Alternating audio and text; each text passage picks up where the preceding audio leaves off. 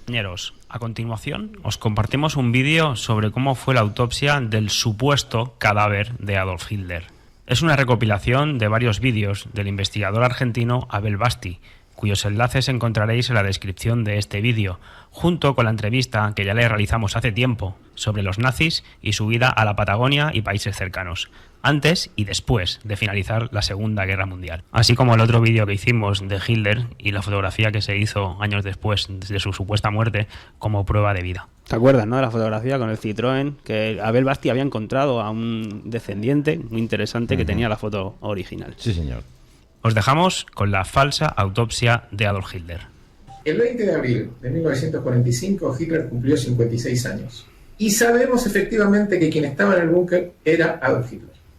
Al día siguiente, 21 de abril, el Führer recibió al general Schwenne, que estaba a cargo de las Fuerzas Armadas. Efectivamente se lo ve saludando. Esta imagen es importante porque contradice la versión hasta el día de hoy de que para esa fecha Hitler era un hombre que lucía avejentado, que su espalda estaba corva. Al día siguiente, 22 de abril, se produce como la espantada de los faisanes reales. La salida de muchos personajes y jerarcas del búnker en aviones.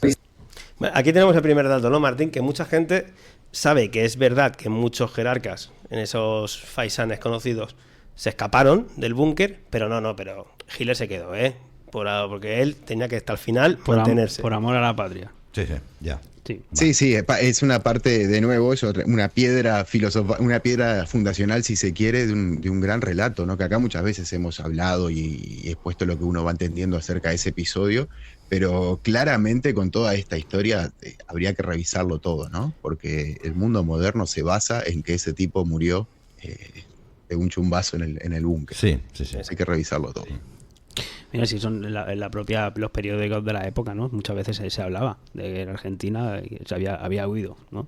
Hacia allí, él y muchos otros. Pero bueno, simplemente un ejemplo de tantos. Seguimos un poquito con el vídeo. Estaban en la avenida principal, que estaba en la zona de la Cancillería, donde se habían sacado los postes de alumbrado para que las alas no chocaran con estos postes, y de ahí iban decolando aviones. Se han dado a conocer de varios de los personajes que salieron. Fíjate de dónde salían los aviones, ¿eh? ¿En serio? De ahí mismo, antes de ya justo en los momentos finales. Sí, los personajes está claro que se escaparon por ahí. Lo que pasa es que se discute si él fue uno de ellos o no. Pero ahora veremos la broma de autopsia que hicieron. Vamos. Vale. Esos días, pero obviamente no se cita al Führer, aunque parece obvio que podría haber salido ese día en el último vuelo, porque era cuanto menos testigos había. Hasta el 22 de abril, todas las órdenes directivas emanadas desde el búnker eran firmadas por Hitler con su auténtica firma. A partir de esa fecha, todas las directivas son firmadas por Martin Bormann, que era uno de los jerarcas más importantes, mano derecha del Führer, o por su ministro de propaganda, Joseph Goebbels. Antes de partir, Hitler deja prefirmadas lo que va a ser las hojas de su testamento político, su testamento privado y el acta de casamiento. Se permitió por primera vez a partir del 22 de abril fumar y beber alcohol en las dependencias del búnker y de toda la Cancillería. Esto era impensado si hubiera estado el verdadero Hitler. Fíjense con los recortes de periódicos, sobre todo, que se van mostrando, que Abel ahí ha ido incorporando, porque son interesantes, porque son documentos de la época. Y aquí se está discutiendo que pusieron a un doble de Hitler. Ahora veremos más detalles, ¿no? Y en atención a eso. Pero interesante la persona también de Martin Bormann, que se ha nombrado, porque también obviamente se fugó más tarde a Argentina, y también con Bormann se intentó hacer lo mismo que con Hitler, poner un falso cadáver. Lo que pasa que no coló con Bormann, no se lo creyeron, pero que era como un método operandi que utilizaban los alemanes. Mira, hablando de Bormann, creo que es en Paraguay, que está el sendero de Bormann que te lleva a la casa de Bormann y todo. Miren, o sea, esto está en el sendero de Bormann, que le llaman allí, en medio de la Paraguay. selva. Sí, esto lo iremos viendo en capítulos posteriores, pero primero quiero asentar las bases, queremos, de este personaje. No falleció ahí en el búnker, por favor. Sí, incluso, mira, las revelaciones de la hija de Martin Bormann de la época. Hitler vive. Su suicidio fue una farsa. Sí, la hija de Martin Bormann. Diciendo que estaba su padre con Hitler en Argentina. Ya ves. Bueno, seguimos un poquito. Venga. Otra cuestión que cuentan los testigos es que Hitler subía todos los días a paso vivo los más de 50 escalones que iban desde el refugio subterráneo hasta la superficie. Y una vez que salía, además de poder respirar aire nuevo, él hacía ejercicios consistentes en caminar, casi una hora. A partir del 22 de abril, esto cambió. La persona que quedó allí, porque de eso se trata, de un doble, tenía un muy mal estado físico. Hitler tenía sus conferencias a la noche y terminaban de madrugada. Después de esas conferencias se iba a dormir y lo hacía hasta el mediodía. A partir del 22 de abril, Hitler se acuesta temprano y se levanta temprano. Esto lo saca de testigos de la época y que ha podido él también reencontrar pues, con el cabo de los años, que cuesta mucho, y también de archivos, de periódicos, etcétera, etcétera, lo que se iban hablando. Implica que las conferencias pasen a desarrollarse en horarios de la tarde, con un condimento más. El auténtico Hitler era el centro de esas reuniones, impartía directivas, escuchaba a sus generales, discutía. Bueno, en estas nuevas conferencias, Hitler solamente da algunas directivas que son, a su vez, dadas por Goebbels y Bormann para que él las repita. Consecuentemente, las reuniones militares son mucho más cortas, porque ya no hay discusiones, ya no hay intercambio de opiniones. Otro rasgo a tener en cuenta es que Hitler siempre lucía su uniforme impecable. Este nuevo personaje que lo reemplaza tenía el uniforme sucio, los testigos dicen manchado, con restos de comida, arrugado. Y su higiene personal y sus hábitos de limpieza dejaban mucho que desear. Vale, ahora vamos a ver por qué ocurrió eso, ¿no? O sea, teníamos a un Hitler que estaba fuerte, que era vigoroso en la manera de expresarse en las reuniones, que siempre iba impoluto, subía y bajaba escaleras y andaba una hora, y de golpe y porrazo, del día 20 al día 22, cambia totalmente. ¿Y por qué puede pasar? Bueno, ahora no lo va a indicar, pero si le cambias el médico y le pones a un tío que es un experto en químicos, pues claro, pusieron a un doble drogado justamente para que tampoco hiciera nada que no tocaba y lo tuvieras controladísimo. Hitler usaba anteojos con los marcos de oro para lectura y con marcos de níquel para vista a distancia. El doble usaba anteojos con marcos de acero muy vulgares. ¿Qué dicen los testigos? Hasta el 20 de abril Hitler estaba o lucía saludable, daba directivas precisas, discutía con vivacidad y no se le visualizaba ningún trastorno psíquico. ¿Qué se dice a partir del 22 de abril? Que el hombre parecía drogado o semidormido. Pronunciaba frases en voz bajas que eran incomprensibles. Bueno, una reflexión. En ese estado de salud psicofísica, no parece creíble que Hitler pudiera dar, como dice la historia oficial, su testamento privado y su testamento político, con la complejidad que implica la redacción de estos documentos. Hasta ahí bien, Martín, porque claro, están diciendo que la versión oficial dice que obviamente se hizo un testimonio y además se casó con Eva Braun, pero claro, un tipo que está tan mal, no es fácil ponerte ahí y hacer un manuscrito con todo lo que tienes que detallar. Totalmente. No, súper interesante lo que desvela este hombre. Bueno, pues seguimos un poquito, a ver si llega ya el tema de lo que fue el parte médico. El doctor de Hitler de cabecera, Theodor Morell, sale ese día que yo les decía, el 22 de abril, en esa oleada de vuelos, pero ingresa al búnker un reemplazante, que es el doctor Stupenfeger. Cambio de médico. O sea, se va el médico de confianza de Hitler, sí, ese día 21, y entra otro, que es el Stupenfeger, que se escapó presuntamente con Bormann, y también intentaron simular su muerte con un cadáver que no existió. Exacto. Y Hitler dejó que se fuera su médico. Sí. Vete. Médico experto en drogadicción, en estupefaciente, aplicado a la farmacología. El doble sabía que iba a morir, que lo iban a matar en lo que era el capítulo final de esta teatralización, de eso se trataba, donde se representaba la farsa de la muerte de Hitler. Entonces, una forma de no tener sorpresas, de que no reaccionara de una forma impensada o que dijera cosas que no tenía que decir, era tenerlo drogado. Y para tenerlo drogado, ¿quién mejor que este doctor? Una declaración del general Helmut Weidling, que estaba a cargo de la defensa de Berlín, y que en estos últimos días, después del 22 de abril, decide ir a ver al Führer a su despacho, en el búnker. Entonces, Weidling dice que cuando entró, detrás de una mesa llena de mapas, vio que estaba sentado el Führer del Reich. Cuando entré, dice Weidling, vi una cara abotorgada con ojos febriles. Cuando intentó ponerse de pie, noté horrorizado que las manos y las piernas le temblaban constantemente. Por fin, tras grandes esfuerzos, logró levantarse de su asiento. Con una sonrisa torcida, me estrechó la mano y me preguntó con voz apagada si no nos habíamos visto. Él le dice que sí, que sabían, que se conocían, y que inclusive lo había condecorado personalmente. Claro, esto es un testimonio que da el propio, cuando después lo detuvieron a este hombre, seguro, y de cómo se encontró a Hitler, que ni se acordaba de él. Claro, que recordar la imagen que hemos visto antes, de previo a su cumpleaños, del día 20 de abril, donde está dando en la foto, la mano está bien, fuerte, no se detiene, ¿no?, apariencia de estar enfermo, ni febril, como después, 2 días ya siguientes. El testimonio de este otro dice. ¿Vale? Dice, cuando yo vi al Führer, me quedé asombrado por su aspecto. Él era una ruina humana. Su cabeza se sacudía y sus manos temblaban. Su voz era muy difícil de entender. Y había abundantes rumores que decían que Hitler ya no era Hitler. Habían rumores. Era su doble. Son rumores. Fíjense todos los aportes de periódicos de la época. Haciendo O sea, es comparaciones interesante. de todo tipo con las orejas, Vale. incluso con el rostro. Esto hasta aquí es un poquito el marco teórico. Luego vendrán los hechos probados de la autopsia y el fallo ya es de cada uno de ustedes. Exacto. La muerte del Führer, el suicidio del Führer, lo que, según la historia oficial, se concretó el 30 de abril a las 15:30 horas, suicidándose él con un disparo, supuestamente en la boca, y ella, Eva Braun, su mujer, con una cápsula de cianuro.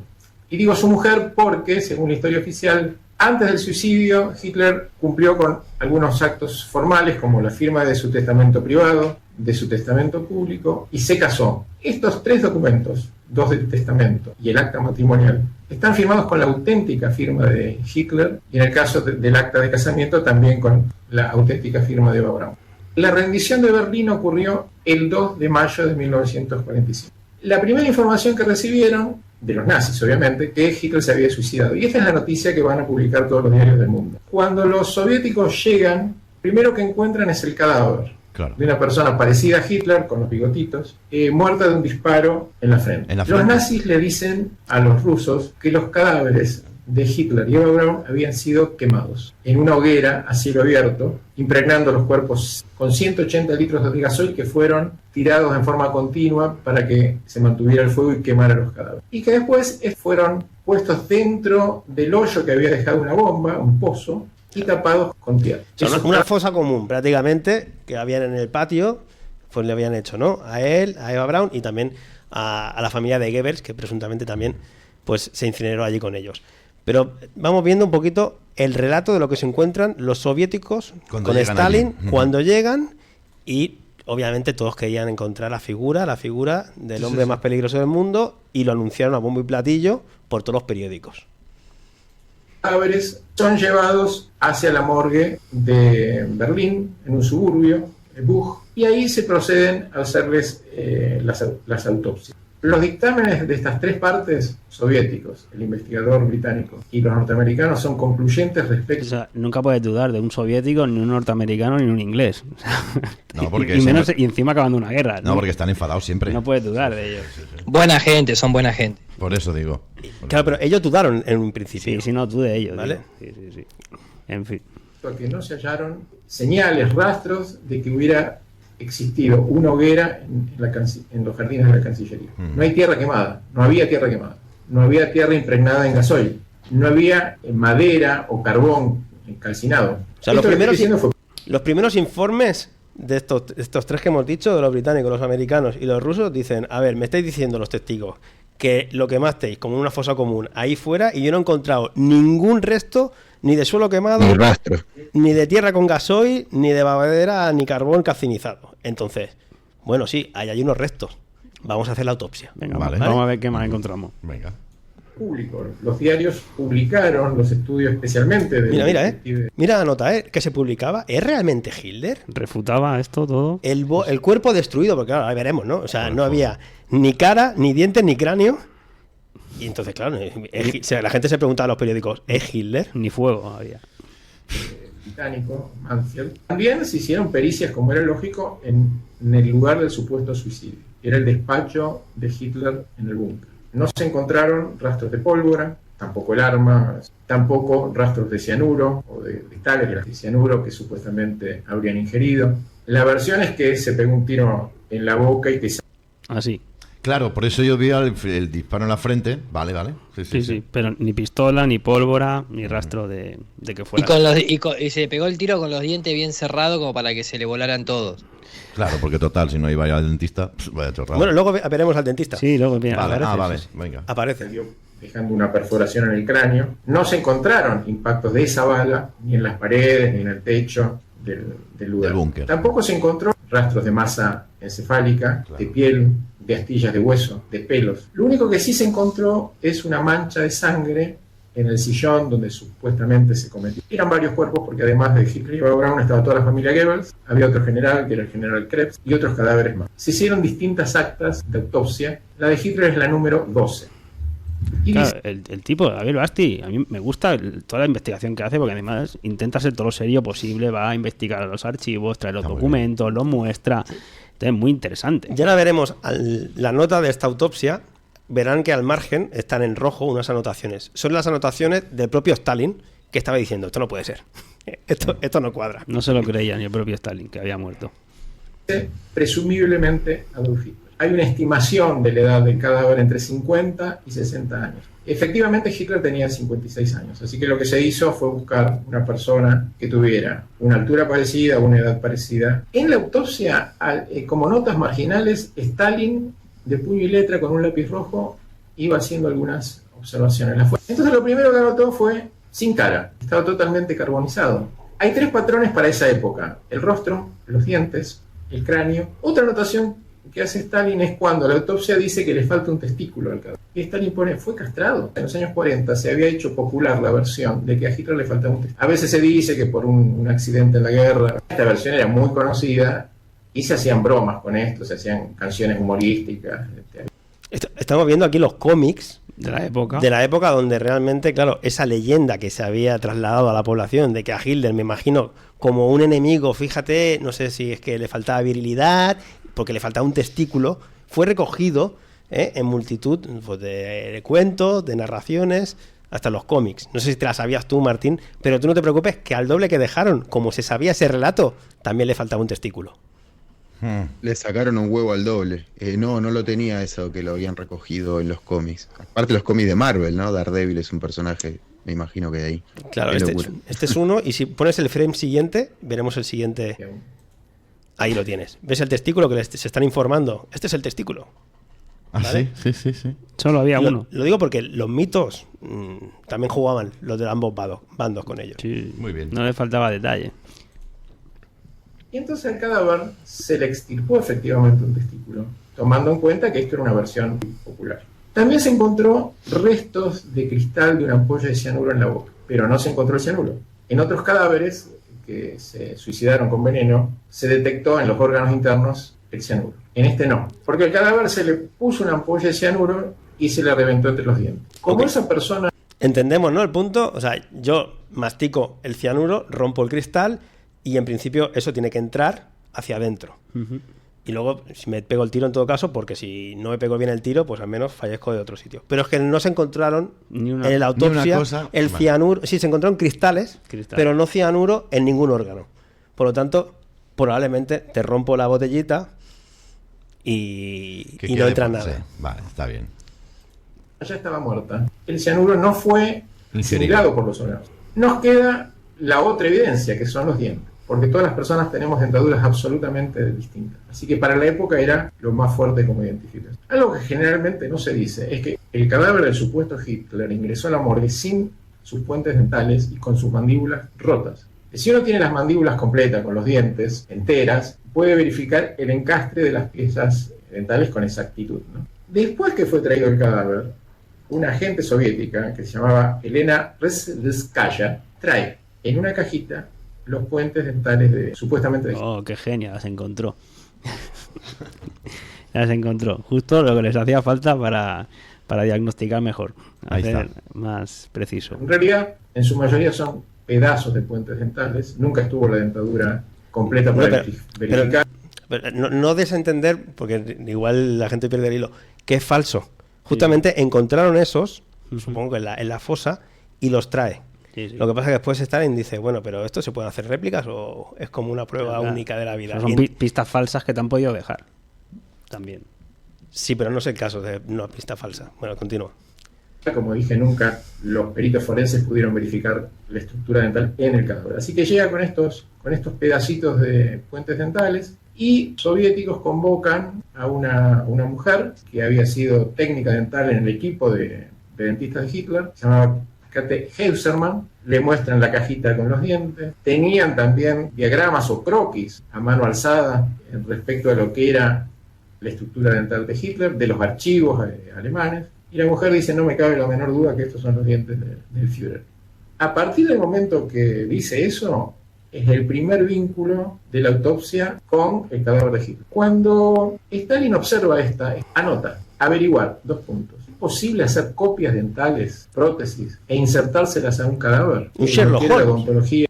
Stalin era Sherlock Holmes. Sí, había visto alguna de la época, seguro. Había dicho, a ver, pero esto es posible hacer copias de esto que me has traído, porque si esto lo tenía... Me están dando gato por liebre. La soviética estaba mucho más atrasada que los alemanes y lo resuelve de una manera muy práctica. Los soviéticos habían detenido, que era Fritz Eckmann, que había sido protésico de Hitler, le había hecho las prótesis a Hitler. Así que dijeron, ¿qué necesita usted para hacer una copia de los puentes dentales de Hitler? Y el hombre dijo, bueno, yo necesito determinada aleación y algunos dientes orgánicos, y el hombre efectivamente hace copias de los puentes dentales de Hitler. Yo diría la segunda copia, porque la primera era la que había traído esta mujer en una cajita. Cuando Stalin observa que esto era posible, no dudó más y dijo, esto es un fraude absoluto. Ningún juez daría muerto a Hitler por esta evidencia. Sin embargo... No teníamos cara, recordemos, no tenemos dientes que puedas decir, oye, pero si los puedes hacer copias, a mí no me vale de nada. Lo único que nos quedaba, ahora lo va a explicar Abel, es el cráneo. Pero ningún juez hoy en día te va a validar como que ese es el fallecido. Fíjate apuntes de periódicos que todavía podemos encontrar. La obsesión que aterró a Stalin hasta su muerte. Adolf Hitler está vivo y se esconde en España, que no iba desencaminado al menos por una parte. El líder de la URSS declaró en varias ocasiones, ella en la época, que no había hallado evidencia de la muerte de Hitler. Y bueno, dicen que luego cambió de parecer, pero en su momento dudó muchas veces y lo hizo públicamente. Por eso todavía se recogen en artículos de periódicos.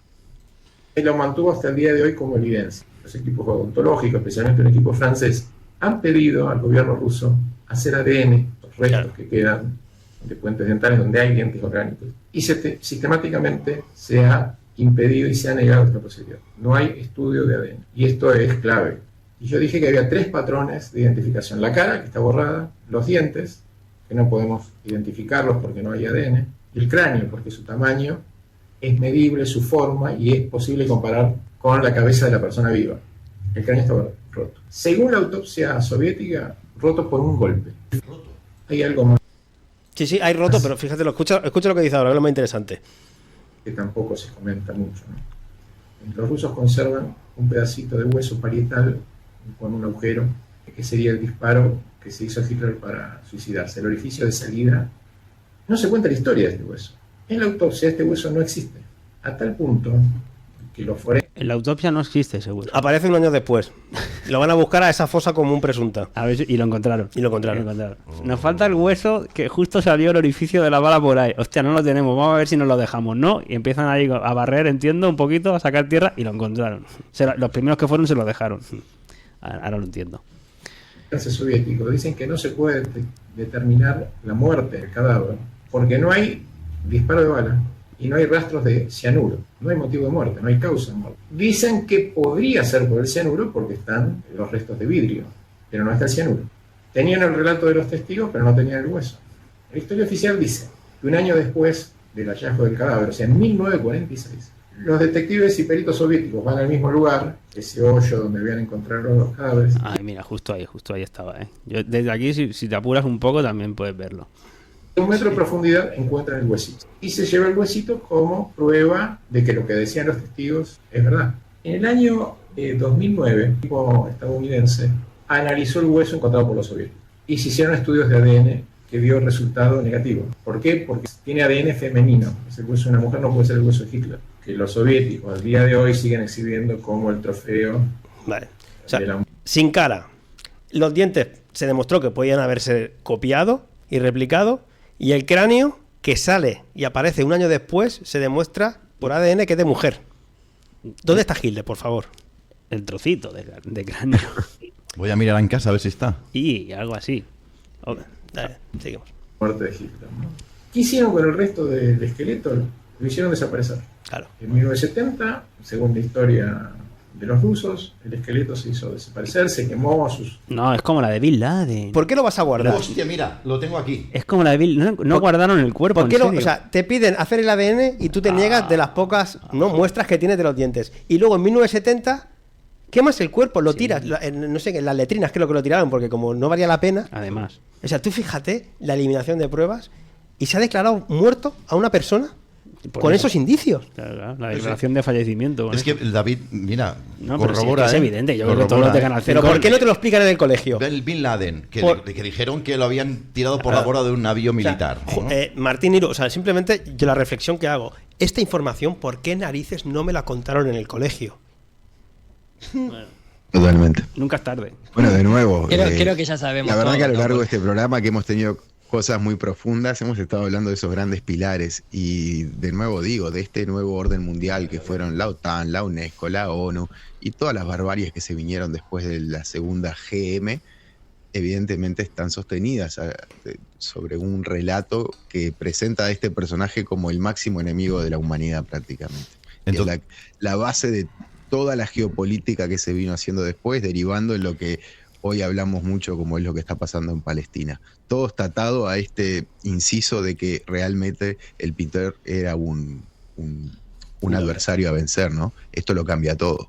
Así que, ¿cómo te lo van a enseñar en la UNESCO? ¿Me permitís Prohibido. un momento, Iru? Te pregunto, tú que sabes Sí, claro. muchas cosas.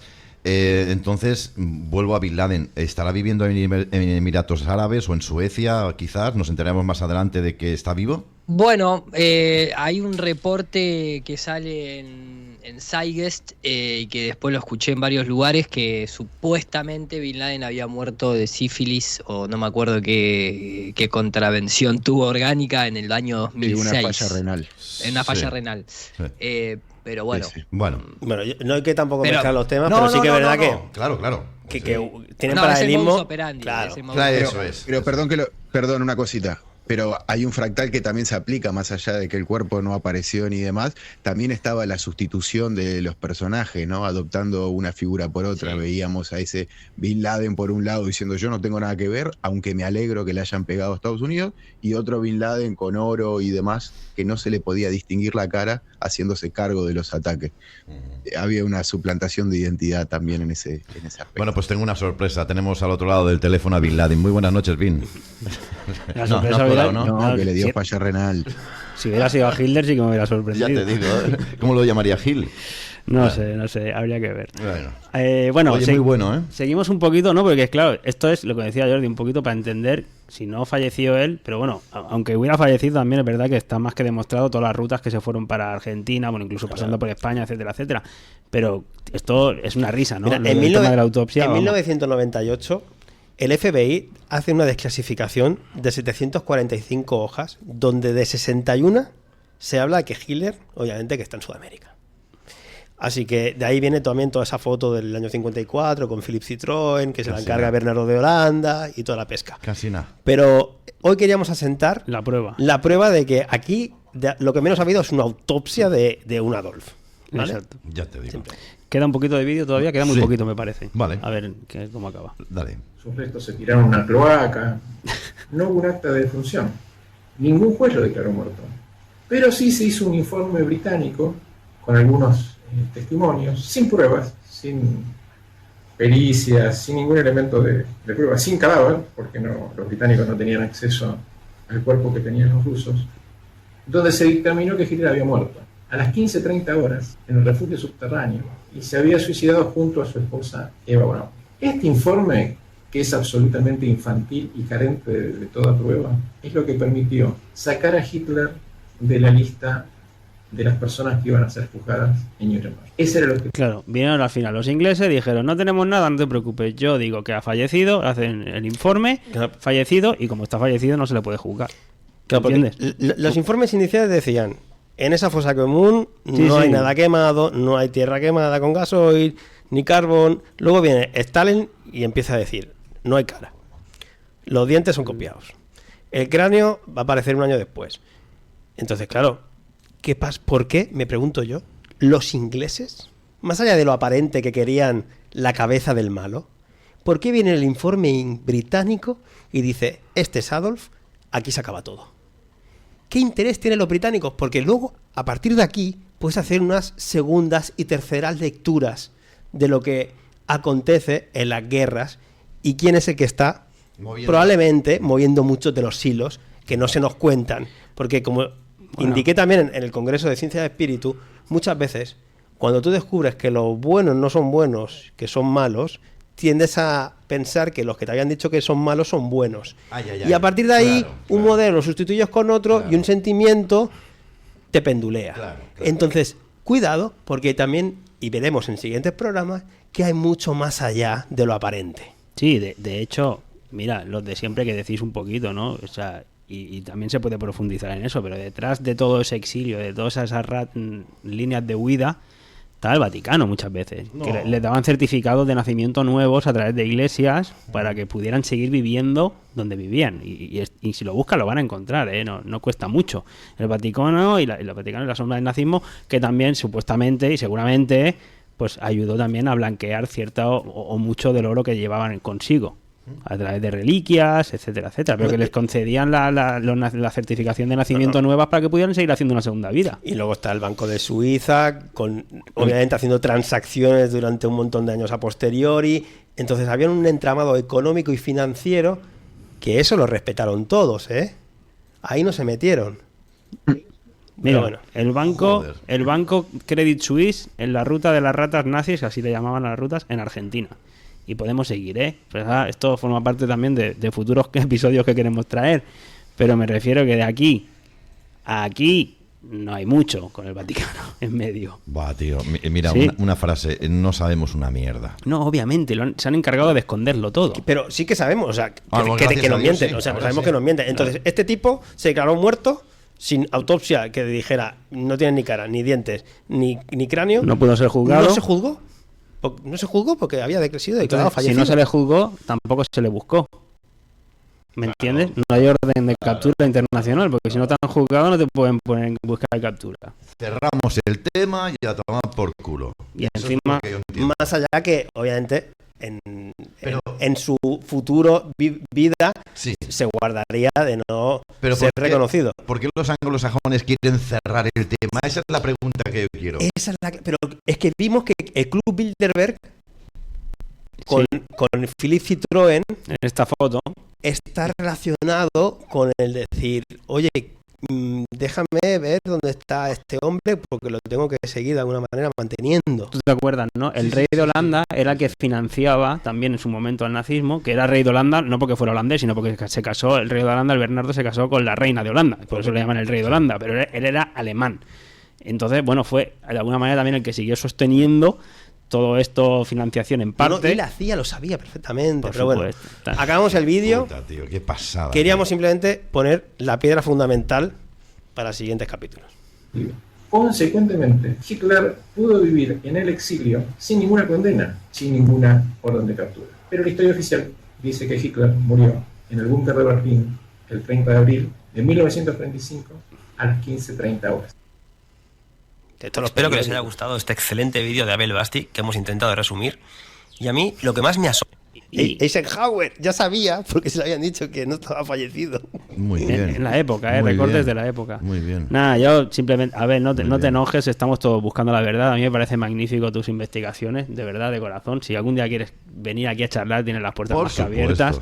Y a mí, yo agradecerte de todas estas investigaciones que me parecen interesantísimas y las que sigues haciendo, porque últimamente has subido a su canal testimonios nuevos de gente que ha encontrado, que vio cómo venían con los submarinos los alemanes y se bajaban y habían ido a casa de su abuela, incluso se tenían que haber ido de casa.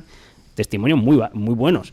y la labor que hace Abel Basti es buenísima. A mí es que hay pocos que la siguen haciendo. A ver, con lo cual, no te enfades, cariño. Que, no, hombre, que estamos no. todos luchando por que se por sepa saber, la verdad. que la y ya verdad está, se expanda no solo en tu canal, ¿no? Digo yo, pero que bueno, nosotros al menos... no estamos por monetizar, créeme.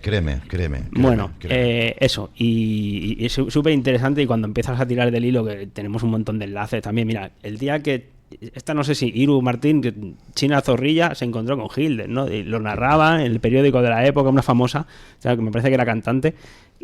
Actriz. O actriz, bueno, sí.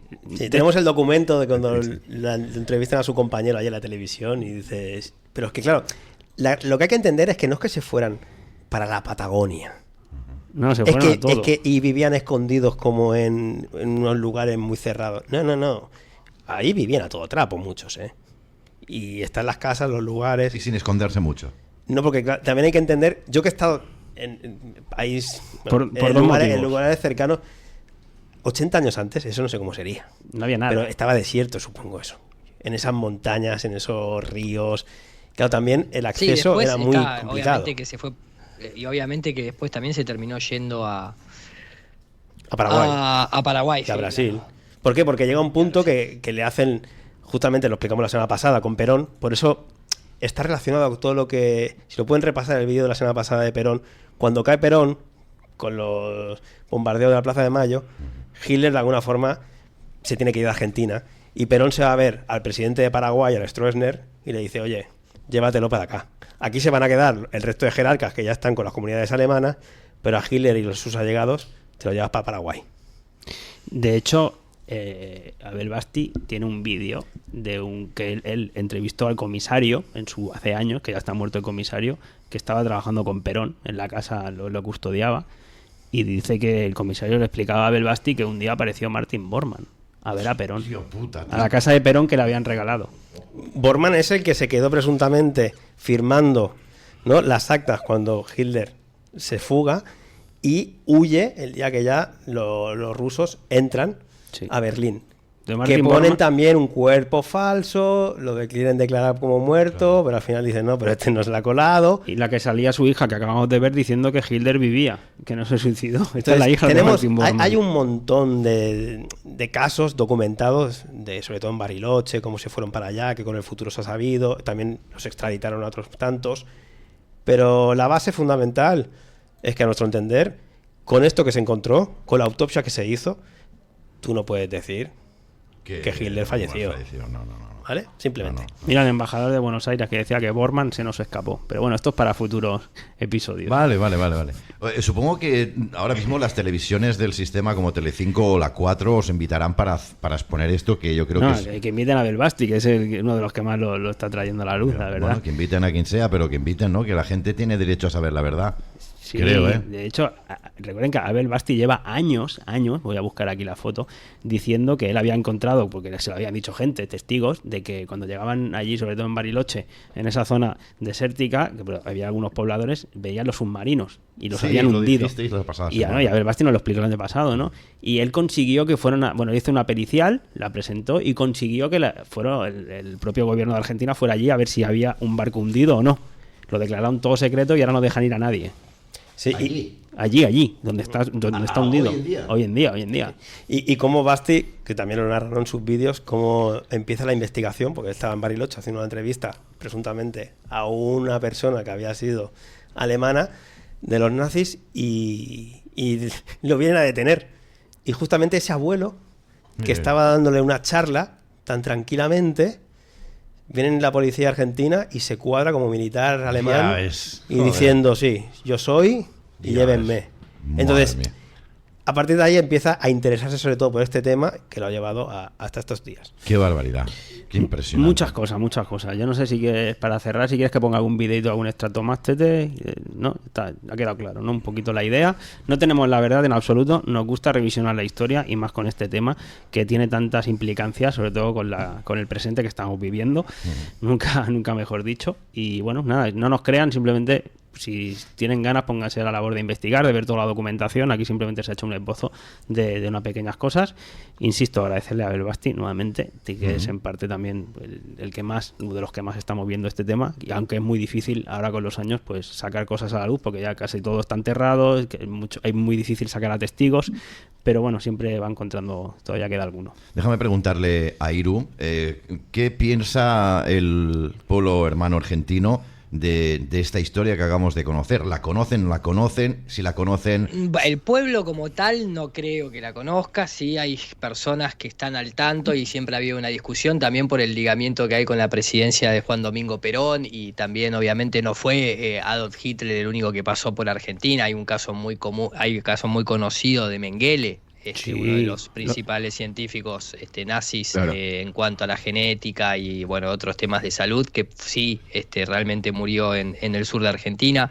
Hay una película al respecto, se llama Guacolda o Guaquelda, una cosa así, que cuenta los pasos, los días que estuvo abiertamente integrado en la sociedad, incluso dando clases en una universidad, en una escuela, en un lugar así del sur, mientras que intentaba gestear, bueno, digamos que hay una asociación, algunos dicen, de esa gran eclosión científica, sobre todo genética, que ha tenido Argentina a lo largo de la historia con, bueno, conocimiento que ha heredado de este tipo de personajes, ¿no es cierto? O sea, también hay que entender que el hecho de acoger nazis también fue un instrumento militar de tecnología. O sea, nosotros hoy nos meten en la cabeza que los extraterrestres son los que van a venir y hacen intercambio de tecnología con los gobiernos, cuando en realidad son este tipo de operaciones las que se hacen intercambios de tecnología. Muchas veces el hecho de darle asilo en estas situaciones tan complejas,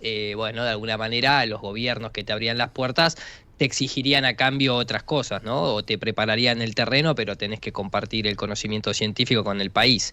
Lo tuvo, obviamente, Estados Unidos lo tuvo declarado con la operación Paperclip, los rusos la tuvieron declarada con la operación Equivalente, y a lo largo de la historia varias cosas han sucedido así.